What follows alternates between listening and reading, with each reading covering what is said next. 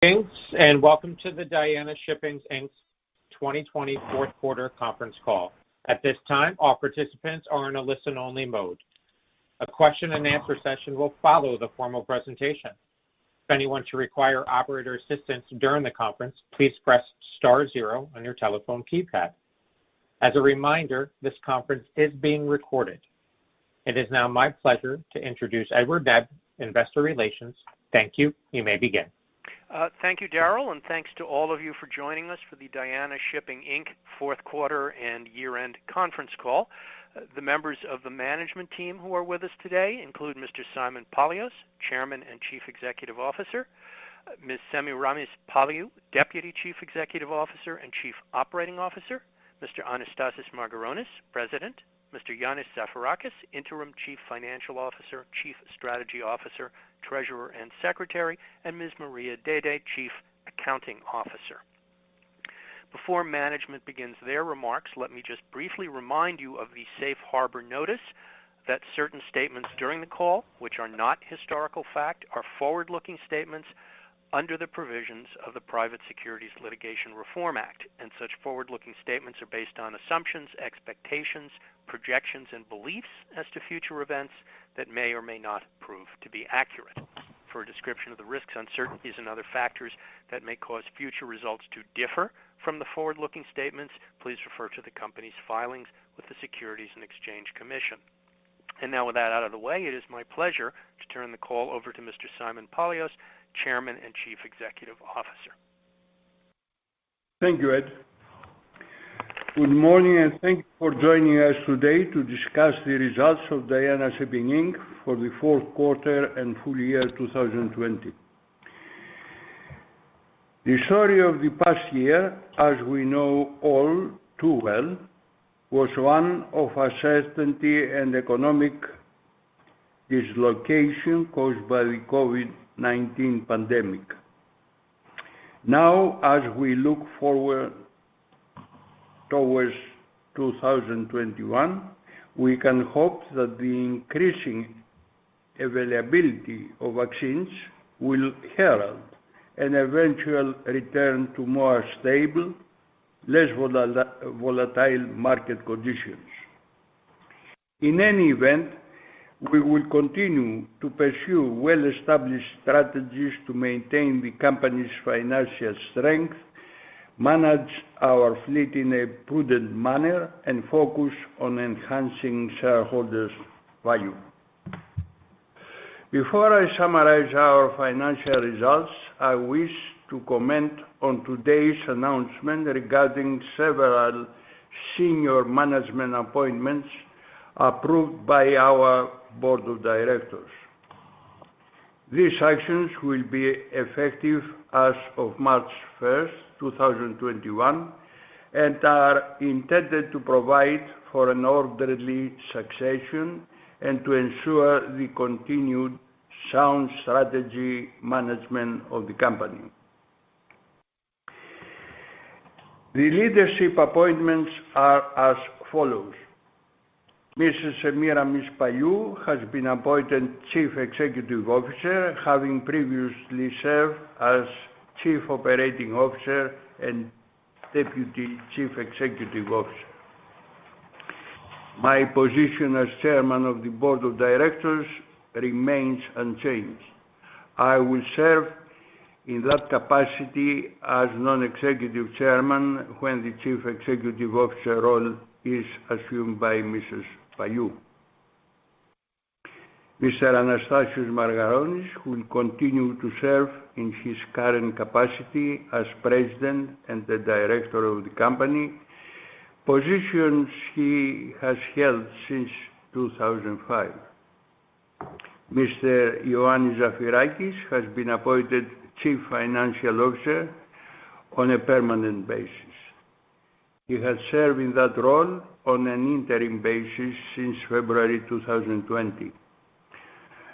He also will remain the Chief Strategy Officer, Treasurer and Secretary of the company. Mr. Eleftherios Papatrifon has joined the company and has been appointed to the position of Chief Operating Officer. Mr. Papatrifon is highly qualified, having most recently served as the Chief Executive Officer, co-founder and director of Quintana Shipping Limited, and previously as the Chief Financial Officer and a director of Excel Maritime Carriers Limited. I'm deeply grateful for the opportunity to serve as the company's chairman and CEO since its establishment, and I'm delighted to continue as non-executive chairman going forward. The orderly and seamless succession approved by our board will ensure that we have both continuity of senior leadership and new perspectives as we maintain the strategic vision and sound management of the company for the future. Our incoming CEO, Mrs. Semiramis Paliou, has strong experience in the shipping industry and has served our company well in a range of responsibilities for more than a decade. I have great confidence in the strength and capability of the entire Diana Shipping Inc. team and their ability to lead the company into the future. With respect to our financial results, Diana Shipping reported a net loss of $7.4 million and net loss attributed to common stockholders of $8.9 million for the fourth quarter of 2020, including a $1.9 million impairment loss.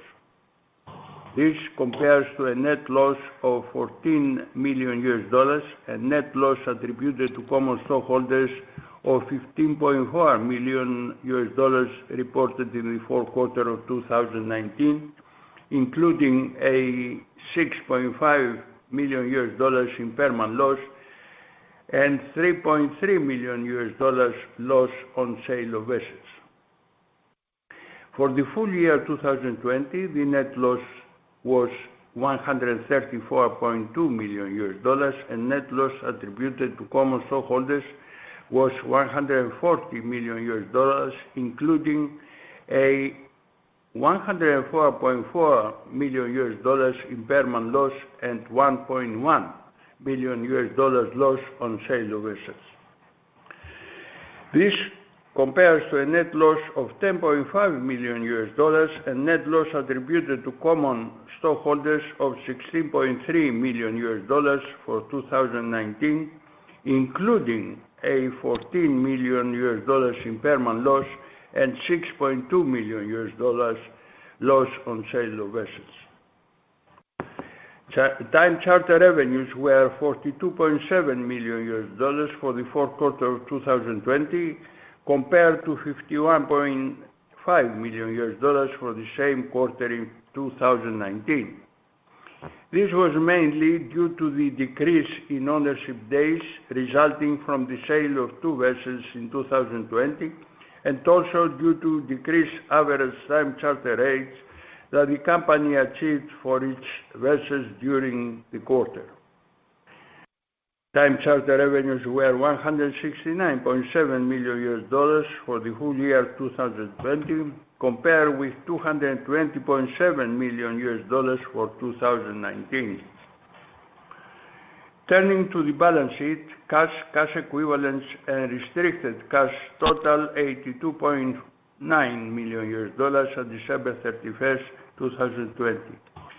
Long-term debt was $420.3 million and has decreased by $54.6 million since the end of 2019. Reflecting our ongoing commitment to return value to shareholders, in December 2020, the company announced a self-tender offer to purchase up to 6 million shares of its outstanding common stock.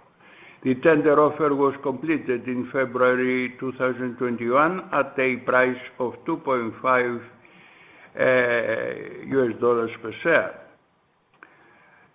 In connection with our activity management of the company's fleet in December 2020, we announced an agreement to sell the 2001-built vessel Okeanis with delivery to the buyers latest by April 16, 2021, for a sale price of $5.75 million before commissions. In total, including the Oceanis, we sold 5 vessels during 2020. We will continue to maintain a fleet of modern, efficient vessels to meet the needs of the dry bulk marketplace.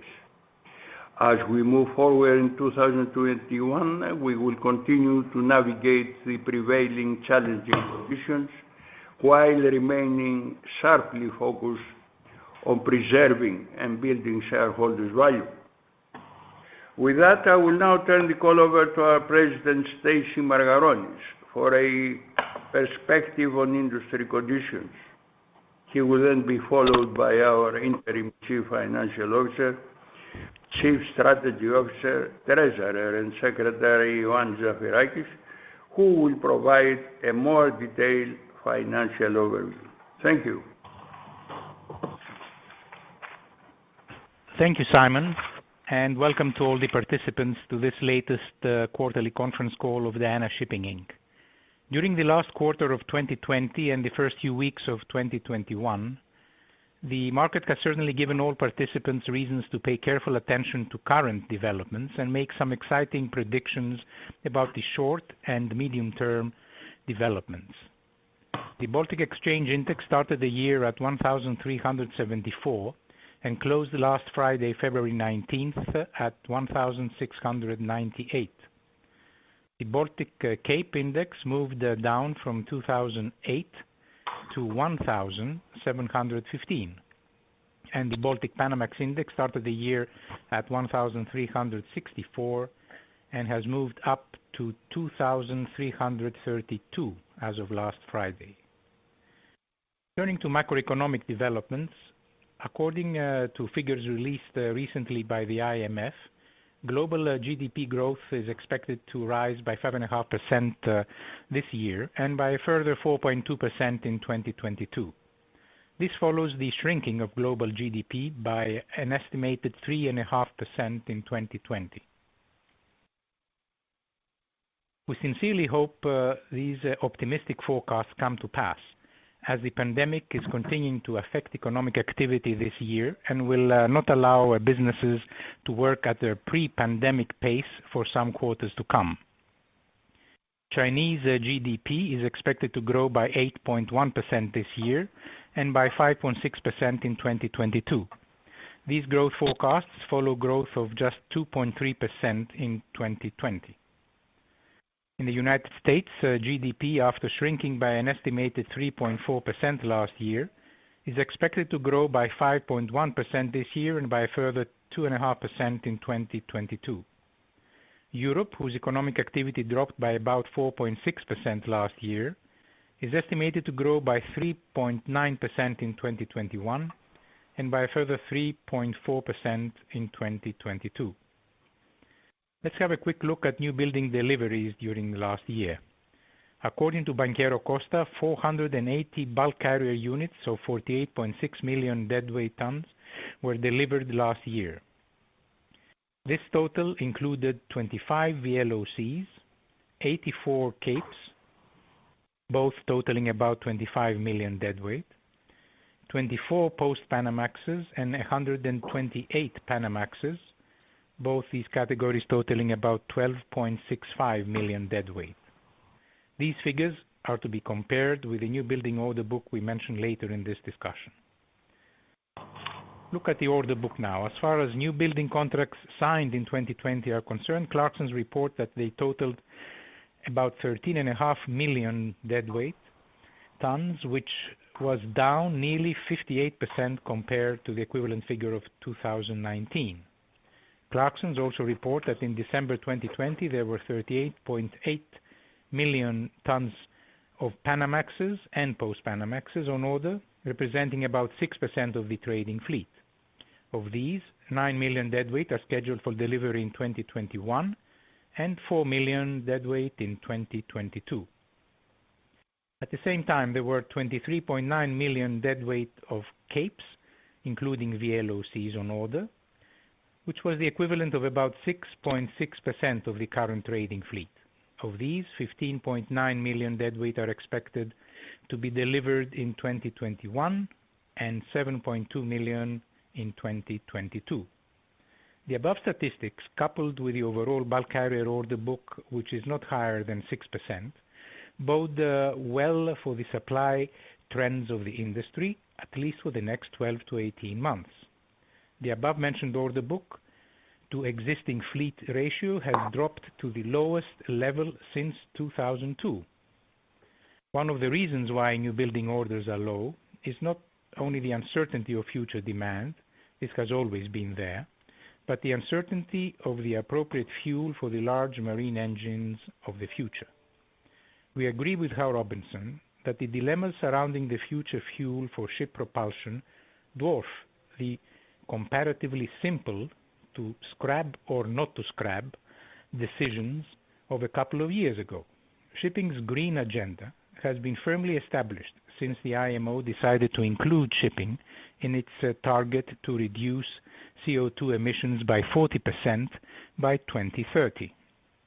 The fact that relatively few of the currently proposed solutions appear suitable and or economic for retrofits might create the new building boom across the board sometime this decade.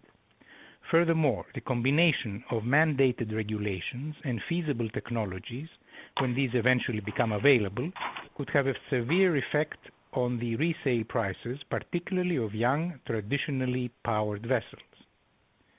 According to Howe Robinson, whatever green fuels eventually emerge as winners, they will most likely be more expensive than existing ones.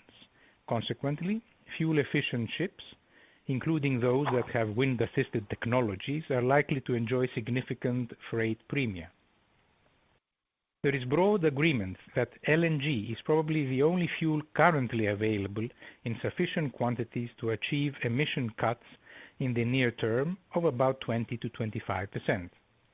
This, coupled with the problem of methane residues, which needs to be overcome, makes LNG just a bridge towards future compliant propulsion fuels. As the chairman of one bulk carrier owner remarked, quote, "Do you actually build the bridge or wait to see what is on the other side of this bridge?" Unquote. These few words encapsulate the dilemma facing ship owners in ordering new building vessels of any kind today.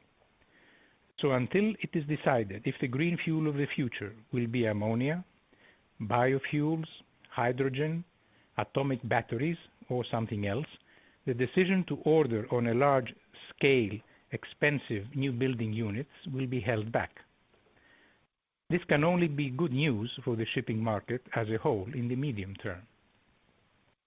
Let's look at dry bulk demand and supply now. According to Clarksons, the total dry bulk trade remained effectively stagnant during 2020 at 29.344 thousand million ton miles. Expressed in tons of cargo, seaborne dry bulk trade shrank by an estimated 2.1% in 2020. The forecast is for volumes to rise by 3.7% in 2021 and reach 30.435 billion tons by the end of the year. For 2022, the forecast is for a further 2.6% increase. The projected ton-mile demand increase for this year must be set against a projected 2.6% net increase in supply of tonnage in 2021, which should support some fundamental rebalancing and possibly lead rates higher from their present levels. Such a low level of net fleet increase has not been seen, according to Howe Robinson, for about 15 years. Given the fact that this small increase follows a period of relative balance between supply and demand in the sector, this cannot but bring some good news on earnings and asset values. For 2022, dry bulk tonnage is projected to increase by only 1%. If this is indeed realized, the market should be supported even further in the medium term as well, considering the estimated demand increase mentioned above of 2.6%. Let's look at steel now. According to Howe Robinson, based on figures issued by the Chinese Steel Association, China's steel demand will increase slightly in 2021 compared to 2020, supported by stable macroeconomic policies. Chinese steel production rose to a record 1.05 billion tons in 2020, as the economy's gradual reopening after the coronavirus-induced lockdowns boosted demand. To comply with the government's desire to reduce carbon emissions, it is likely that China will increase imports of primary steel products, especially billets. The latter is a raw slab of steel that needs to be processed further. The imports of such billets increased 500% in 2020 and are likely to increase even further in 2021. Such a trend, if indeed prevails, will reduce somewhat the amount of iron ore and to a certain degree of coking coal that China will need for its steel mills going forward. During last year, imports of steel products into China increased by 64.4%, while exports fell by 16.6%. This trend is expected to prevail this year as well, mainly due to the effects of the pandemic. Iron ore. According to Clarksons, iron ore imports worldwide are expected to grow this year by 3% and reach 1.545 billion tons. For 2022, the forecast is for a further 1% increase. For this year, Chinese imports are expected to keep growing as they did last year, despite potentially slower steel production growth and the partial reversal of the shift away from scrap use seen last year. Iron ore demand by other countries around the world is anticipated, according to Clarksons, to grow by about 11% this year after posting significant drops in 2020. For example, European imports of iron ore in 2020, that's excluding the United Kingdom, were down 25.2% year on year at 70.2 million tons. As for coking coal, Clarksons reports that the coking coal trade is estimated to have declined by 9% to around 247 million tons last year, as the COVID-19 pandemic had a major impact on steel mill rates of utilization in several key regions. Total coal imports by the 27 EU members dropped 32.3% in 2020 compared to 2019 and totaled a mere 68.7 million tons, according to Refinitiv vessel tracking data. This year, coking coal trade is expected to increase by 6% compared to last year and by a further 5% in 2022. US and Canadian export volumes are expected to increase by around 12% this year, always according to Clarksons. On thermal coal now. Clarksons report that global seaborne steam coal trade is estimated to have declined by 10% to around 920 million tons last year, primarily due to the effects of the COVID-19 pandemic.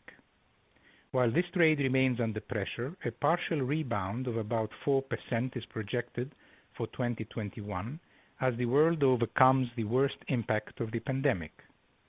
Chinese steam coal imports are expected to fall by 3% this year, though volumes are highly sensitive to government policies and major uncertainty remains. Projected increase of imports by countries like India, Indonesia, and the Southeast Asian region will make up for the lower imports by China. Worth noting that China did not import any coal from Australia in December 2020, and the ban on coal imports from that country remains in force. Those lost cargoes are now sourced from places like Russia, South Africa, and Indonesia. Small volumes are transported also overland from Mongolia. Take a look at the grain trades now. According to Clarksons, the global seaborne grain trade is initially projected to grow by around 2% in the 2021 grain season, following a 6% increase seen in the previous grain season. This slowdown will, according to Clarksons, be connected to a much slower projected growth in the soybean trade after last year's strong 10% increase. This performance was underpinned by U.S. soybean exports, which, according to Refinitiv vessel tracking data, increased by 36% year-on-year at 61.4 million tons. During 2020, China imported a total of 94.7 million tons of soybeans, which was 33% higher than in 2019. For the 2021-22 grain season, overall volumes are expected to grow by a further 3% and reach 532 million tons. A quick look at the minor bulk trades. The minor bulk trades, which have gradually grown and have come to represent about 2 billion tons of cargo shipped per year worldwide, are estimated to grow by 4% this year and by another 3% in 2022. Several cargoes falling under this broad category, such as petcoke, bauxite, cement, copper concentrates, soya meal, and others, are shipped more and more in Panamax vessels. A look at scrapping now. According to Howe Robinson, 124 bulk carrier vessels of 15.9 million deadweight were sold for scrap in 2020. Last year saw about 11.3 million tons of capes being sold for scrap and only 900,000 deadweight worth of Panamaxes. For 2021, an estimated 5.6 million deadweight worth of capes are expected to head for the scrap yards and about 1.9 million deadweight worth of Panamaxes. These numbers will obviously fluctuate depending on the state of the freight market this year. Looking briefly at the age profile of the large bulk carrier fleet, Clarksons report that at the beginning of the year, about 21% of the total Panamax fleet were over 15 years old, while only 9% of the Capesize fleet fell into that age category. Only 2% of Capes in the water are over 20 years old. So let's try and form an outlook for the industry after all the statistics that we have been talking about.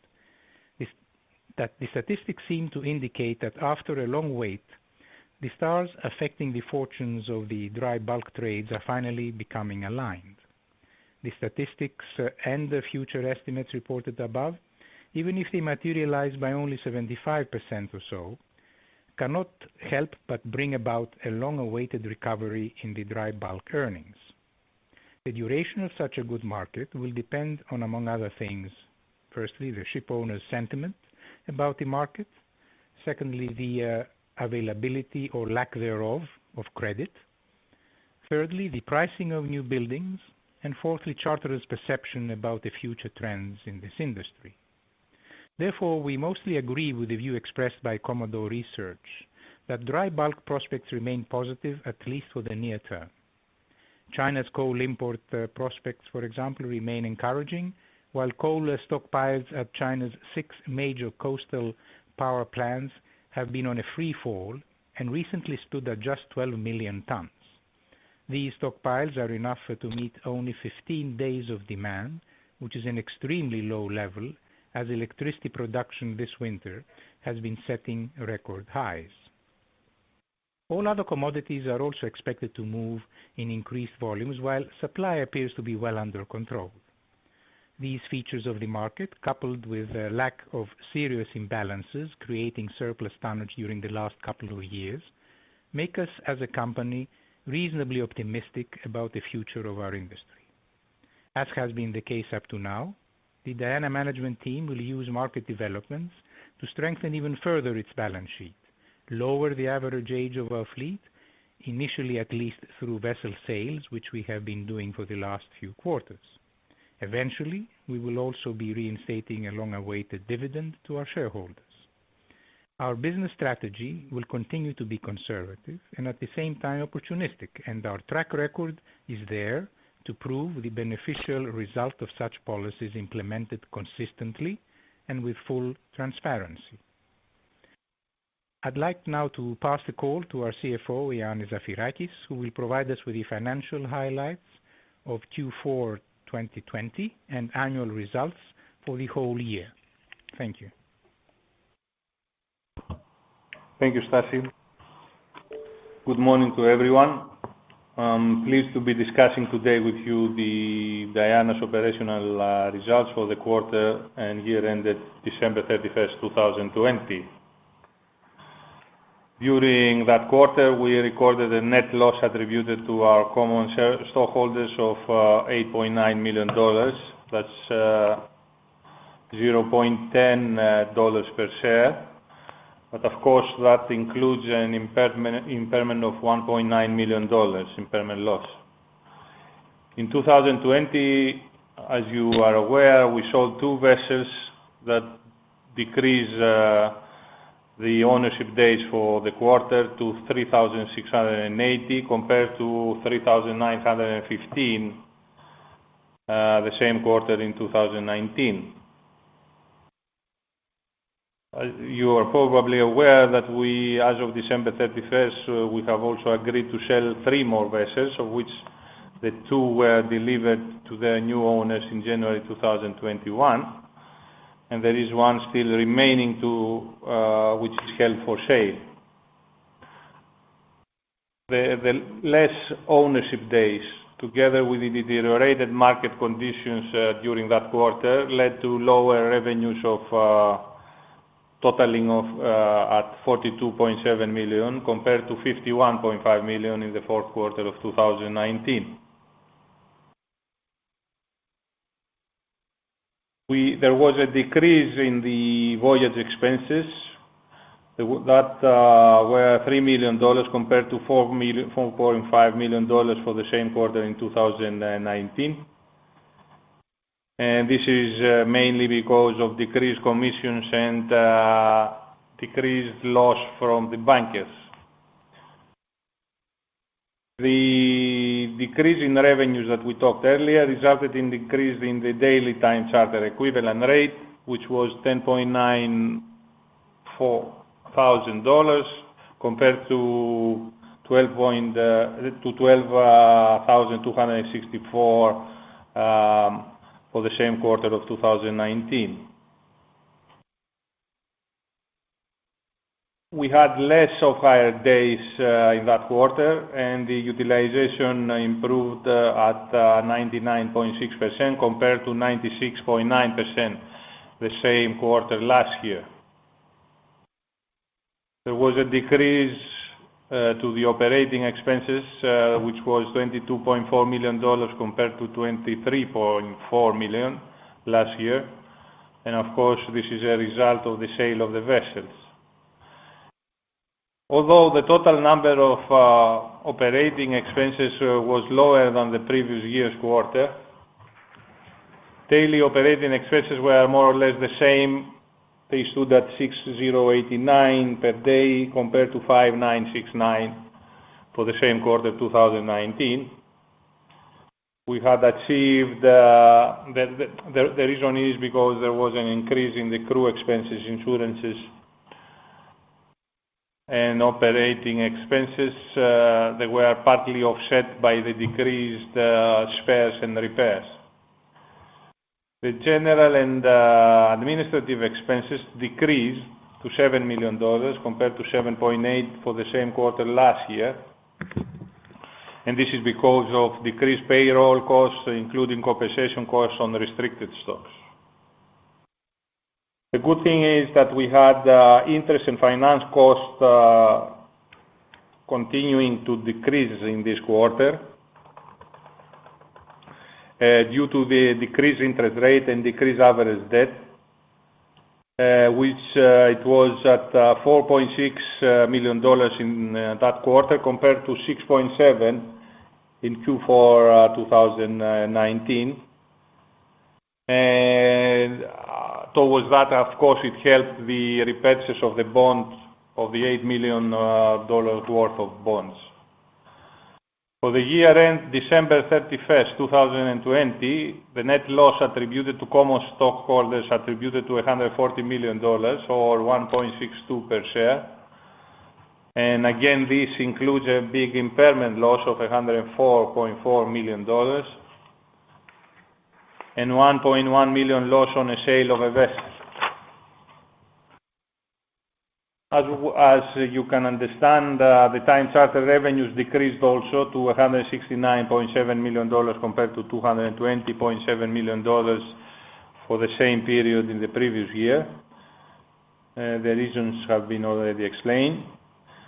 And similarly, the daily time charter equivalent rate decreased to $10,910 per day compared to 12.796 last year.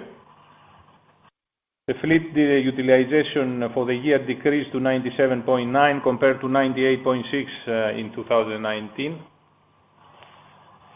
And that was related to COVID-19 issues and increased dry docking days. The vessel operating expenses amounted to $85.8 million compared to $9.6 million for 2019. The decrease in operating expenses was due to the decrease in ownership days and was offset by increased expenses in insurances, spares, repairs, and operations and taxes. Daily operating expenses in 2020 were $5,750 compared to $5,510 for the year 2019. There was an increase for the year in the general and administrative expenses, which was at $32.8 million compared to $28.6 million for 2019. But this is an extraordinary increase because of the accelerated vesting of the restricted shares of board members, which was due to the company's restructuring in 2020 and its complete separation from Performance Shipping Inc. Interest and finance costs, they decreased to $21.5 million compared to $29.4 million last year, as we explained earlier. We would like to thank you for your attention, and we will, of course, be pleased to respond to your questions. And now I will turn the call to the operator, who will instruct you as to the procedure for asking questions. Thank you. We will now be conducting a question and answer session. If you would like to ask a question, please press star 1 on your telephone keypad. A confirmation tone will indicate your line is in the question queue. You may press star 2 if you would like to remove your question from the queue. For participants using speaker equipment, it may be necessary to pick up your handset before pressing the star keys. One moment, please, while we poll for your questions.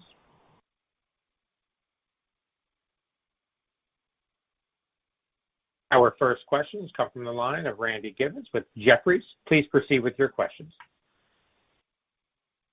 Howdy, Team Diana. Yeah, congrats to all on the promotions and new positions. Thank you. Awesome. All right, so yeah, you've done a great job, obviously, with the asset sales, the tender offers, chartering strategy. Your stock's more than doubled, right, in the last few months, so congrats on all that. Now that your share price is, closer to NAV, if not above NAV, and the market outlook is fairly attractive, what are your plans for your fleet in terms of ongoing sales, maybe some acquisitions, or further share repurchases?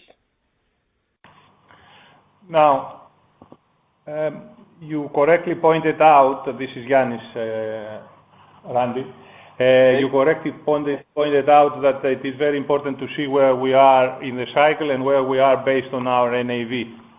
So you should not be expecting to pay any dividend if we are trading below NAV, and if the market conditions are not such that we can make sure that this dividend is going to be sustainable for the short to medium term. Now, as regards further sales of vessels, of course, if we can combine it with buying back some of our shares at a discount to NAV, we will consider, or if we can combine it with buying back some of our expensive debt. Buying new vessels at the moment is the last option that we have. But I want to stress out again that we have managed, even in the last 15 years, to always have various options ahead of us to act accordingly. And this is, I think, the main characteristic of Diana Shipping Inc., that we have always a lot of options on how to react. Listening to other companies, they don't have as many options. So be certain that we will choose whatever is most appropriate for our shareholders. Sure. Okay. And then in terms of the market, looking at Panamaxes now, currently still outperforming Capesizes. Obviously, the forward curve is showing that inflection coming soon, where Capesizes outperform Panamaxes. Do you have a preference for one size of vessels over the other? And then also, can you describe maybe the situation and how that will drive that inflection of Capesizes outperforming Panas in the coming months? As we have said many times in the past, in the medium to long term, we do not see people should be expecting that the one type of vessel should go along with the other. And more or less everything is included in the price of the asset. So the fact that you have for the short term kind of inefficiency or the one type outperforming the other is something that we have seen in the past, and we don't consider that to be as a new norm or something that is going to continue. Certainly you are correct in your assumption, but I think what has happened in the Panama sector has to do more with the sentiment as regards the Chinese New Year. You know that sentiment is very important, and if we overdo it with that, and if we are afraid, for example, what is going to happen in the Chinese New Year regarding fixtures and demand, then you have the result of the things that you saw happening 2 weeks ago, a week ago, in the Panamax sector. So fundamentals are going to prevail, and at the end of the day, I think you are going to see a universal move of rates upwards, as Stacy said earlier, in the short to medium term. Having said that, we think that we are very well invested to that respect and to take advantage of this happening, and we will not try and to make some more by doing moves today as we speak, i.e. buying vessels and so on and so forth. We think we are very well invested, and if the market moves upwards, we are going to be there and take advantage of that. We have a lot of vessels to fix in the months to come, and we are there to take advantage of the situation. Sure. Good deal. Well, that's it for me. Keep up the great work. Thank you. Welcome. Thank you. Our next questions come from the line of Omar Nokta with Clarksons Platou Securities. Please proceed with your questions. Yeah, hi, thank you. And also congratulations on the management succession, and also Lefteris joining as well. I wanted to maybe just touch on kind of the last topic from Randy. It's been obviously a long time coming, but it's notable to hear you speak fairly positively here on the outlook. I understand at this point you've got the fleet that you can fix, and there's no rush right now to go out and buy assets. In thinking about deploying the fleet, I know generally or basically since your existence, as far as I can remember, you don't do spot trading. Everything is generally on time charter. In the past, you've tended to have 1, 2, or 3 year time charters, but more recently they've generally been around that 12-month range, I would say. Any changes do you see happening to how the fleet's deployed going forward from here? Do you expect to put more ships on longer-term contracts? Any color you can give on that would be great. Okay, you have well noticed that we have kind of shortened the hedging period of ours. We still have a hedging period. Having said that, we cannot stay completely still and not try to take advantage of the short-term events. And therefore, this is why you see us having a lot of vessels opening during next quarter and the quarter to come and the last quarter of 2020. So the only thing that I can say is that we have shortened the period of hedging, but at the moment is, I would say, close to a year, where in a better market is close to 2 years, and in a fantastic market is close to 3 years. And so yes, we have taken some steps towards the market moving up. Having said that, we will not put all of our eggs in one basket, as you know, and this is the absolute maximum risk that we are willing to take at the moment, i.e. a year of hedging. Okay, that's helpful. Thanks, Yannis. And then maybe just on that point, you know, when it is time to deploy capital on vessels, in thinking about the larger ships, you know, you operate both the Newcastlemaxes and the Capes. What would you prefer when it's time to spend money on a new larger vessel, especially with your strategy of sticking with time charters? Is there a clear preference in your discussions with customers on whether they prefer to put a Newcastlemax or a Cape on charter? People are having preferences, but you are not paying the same price of for each preference, Omar. And therefore, theoretically, in an efficient market, everything should be included in the price of the asset that you are buying. We are not talking here that someone has an inside information and he knows that one type of vessel is better than the other, and the market has not taken care of that. So theoretically speaking, there should not be someone someone should not try and explain why the one is better than the other, because you are not paying the same price.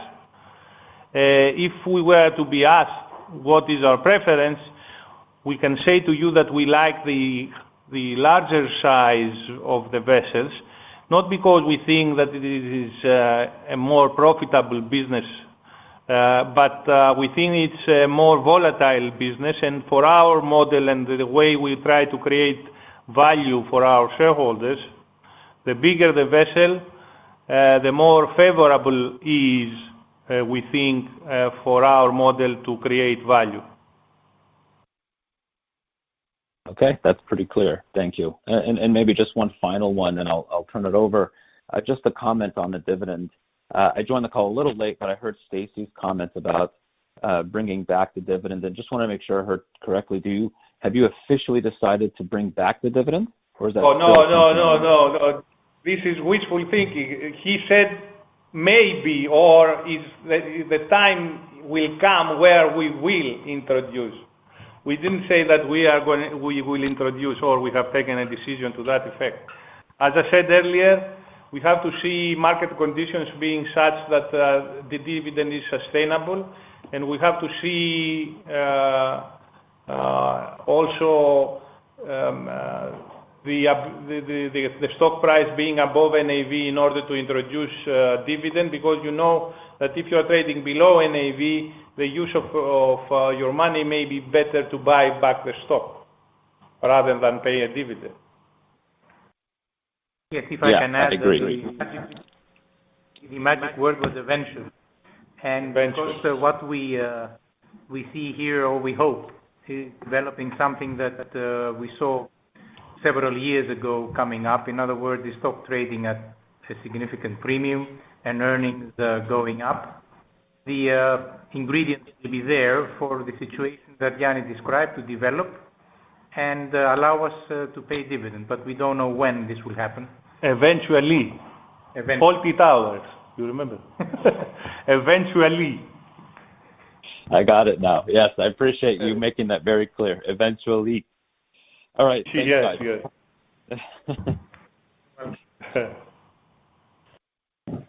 Thank you. Our next questions come from the line of Greg Lewis with BTIG. Please proceed with your questions. Hi. Thank you, and good afternoon, everybody. Hi, Greg. Hi. Yeah, I guess my first question is around realizing that Diana is not directly impacted on the smaller vessels, but that being said, you know, strength in the Supramax market, you know, finds a way to spill into the Panamax market and vice versa. So, it's an interesting time in the market, in that it seems like the Supermax market is really driving, the strength in rates as opposed to typically the Capes. Just kind of curious, what if you're seeing anything, how that's happening, kind of any thoughts around that, that would be helpful.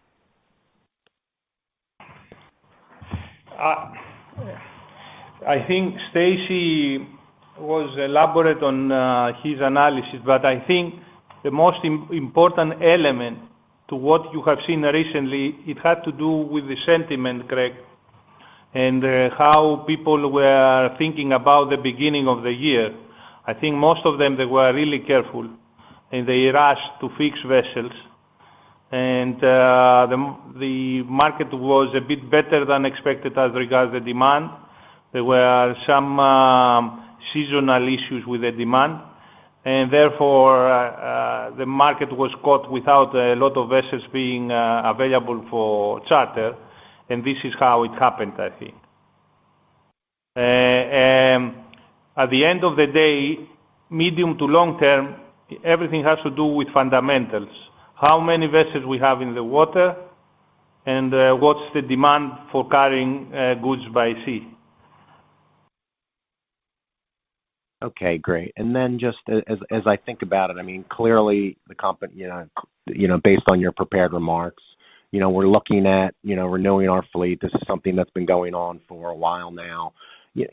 I guess I'm just kind of curious, realizing that, Diana is, I don't know if you're an aggressive seller, but clearly you have some older ships in the fleet you're thinking about, on selling into the market. What is the, we can kind of see that the state of the modern tonnage market. Has there been any pickups in the in interest in buying some of these older vessels in your fleet? Just kind of curious, as we look out over the next 6 to 12 months, just given the current upturn in rates, has the phone been ringing a little bit more from potential buyers of some of those vessels? Thanks. That is 100% correct.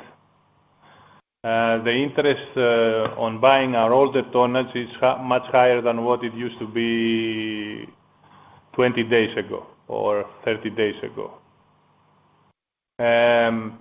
People are reacting to the higher rates that they saw recently, and they have rushed to buy older tonnage, where the older tonnage seems to be having the better return. But I don't know about the risk-reward ratio. Return for certainly. Well, don't forget that the sale and purchase market is lagging the freight market, or vice versa. You need a state for the sale and purchase market to come in line with the freight market. So unfortunately, the last 3 months, the market has been very volatile. We have not reached the steady state. Therefore, the values of the second-hand vessels have not come to a sort of line with the freight market. Okay, perfect. Thank you very much, everybody. It's good to be back. You're welcome. Thank you. Our next question has come from the line of Tucker Long with Stifel. Please proceed with your question. Hi, this is Tucker Long on for Ben Nolan. Thanks for taking my questions. With the recent developments and strength that we've seen in the dry bulk space, has there been, an increased appetite from the charters for longer duration contracts, effectively, hedging out on their end? Yes, but I don't think that this is an indicator. I know that people are trying to use that as an indicator on what the charterers are seeing in the market ahead, and this is why they may want to charter vessels for longer period today as we speak. But this is not entirely correct, because You have the FFAs where they dictate the number, more or less, of such a charter rate of 2 years or 3 years. And this has always been the case. You don't have the charterers pressing you saying, I'm only wanting to fix a vessel for 2 years. They say to you, we can do 2 years if you want, we can do 1 year. So although I think the question should be better ask the owners to see whether they have an interest, because the rate that they're going to get is more or less known. I don't know, probably I confused you, but looking at what the charterers are asking is not the right thing to do recently, because charterers, they are usually there to accommodate any type of request as regards period at a different number. Yeah, that makes sense. So my second question, I know you guys mentioned you're not looking to buy ships right now, but in the event that changes, how do you guys think about your purchasing power to buy ships? Or I guess effectively, how much dry powder would you guys have to acquire vessels? I think it all depends on how comfortable we are feeling with the cash that we have aside. You can see that our cash position is very strong. The question is how much we want to leave aside, and this is going to be influenced by what type of contracts and revenues we will have assumed. And at the same time, we have the unmortgaged vessels that if they are to be sold, they can buy more if we wish to do so, although we said that we are not interested. I think if we were another company with a different risk profile, our buying powder would have been around $200 million. Okay, great. That's helpful. So that's $400 million in new vessels, more or less. Okay, great. Thank you. That's it for me. You're welcome. As a reminder, if you would like to ask a question, please press star 1 on your telephone keypad.